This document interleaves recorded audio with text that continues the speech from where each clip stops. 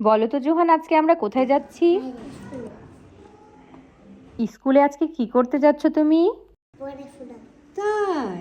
ওকে, চলো। আজকে জোহান বাবুকে যে স্কুলে ভর্তি করিয়েছি সেই স্কুল থেকে কল এসেছিল যে তার ড্রেসের মাপ নিতে হবে। আর যেহেতু জোহান বাবুর লাইফের ফার্স্ট স্কুল, সো আমি ভেবেছি সবকিছু স্মৃতি হিসেবে রেখে দিব আর ইউটিউবে আপলোড করব, আপনাদের সাথে শেয়ার করব। আপনারা অবশ্যই আমার জোহান বাবু ও আমাদের জন্য অনেক বেশি করে দোয়া করে দিবেন, যাতে করে আমরা ভালো থাকি, আমাদেরকে আল্লাহ যেন ভালো রাখে, বাচ্চাদেরকে যেন ভালোভাবে আমরা মানুষ করতে পারি। রাজশাহী শহরে নতুন একটা স্কুল এসেছে, যেটা আমার ছোটবেলা থেকে অনেক বেশি পছন্দের একটা স্কুল ছিল, যেটার ব্রাঞ্চ চলে এসেছে রাজশাহীতে। তাই দেরি না করে ভাবলাম জোহান বাবুর যেহেতু ফার্স্ট লাইফে স্কুল, সো আমার পছন্দের স্কুলে আমি দিয়ে দিব। তো বাবু তো অনেক বেশি এনজয় করছিল তার নতুন স্কুল দেখে, আর এত নতুন নতুন সব চেয়ার দেখে সে খুবই এক্সাইটেড হয়ে গেছিল। আর সাথে তো স্কুলে পুরোটা আর্ট করা আছে, যেটার কারণে কিন্তু বাচ্চারা বেশি আর কি আকর্ষণ ফিল করছে। আর আমারও অনেক বেশি ভালো লাগছিল। তারপর স্কুলের বাইরের সাইডটাও কিন্তু বেশ সুন্দর, অনেক বড় একটা স্পেস নিয়ে স্কুলটা করা হয়েছে।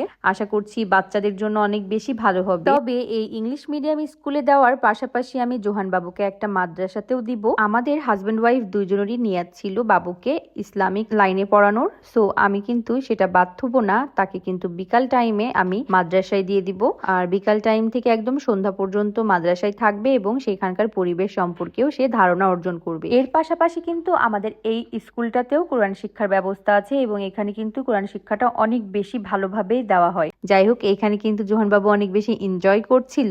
এরপরে আমরা চলে আসছিলাম, বাবুর মাপ দেওয়া হয়ে গেছে ড্রেসের। এখানে সব বাচ্চারা মাপ দিয়ে এসেছিল ড্রেসে। তো ড্রেসের মাপ দেওয়ার পরে আমরা বের হয়ে গেলাম স্কুল থেকে, আর ভাবলাম যে একটু খাওয়া দাওয়া করে নিই, যেহেতু দুপুর টাইম ছিল। তাই চলে গিয়েছিলাম নহাটাতে। নহাটাতে কিন্তু অনেকগুলো দোকান আছে, তার মধ্যে এটাও খুব নাম করা ফাইসাল ভাইয়ের কালাভুনা।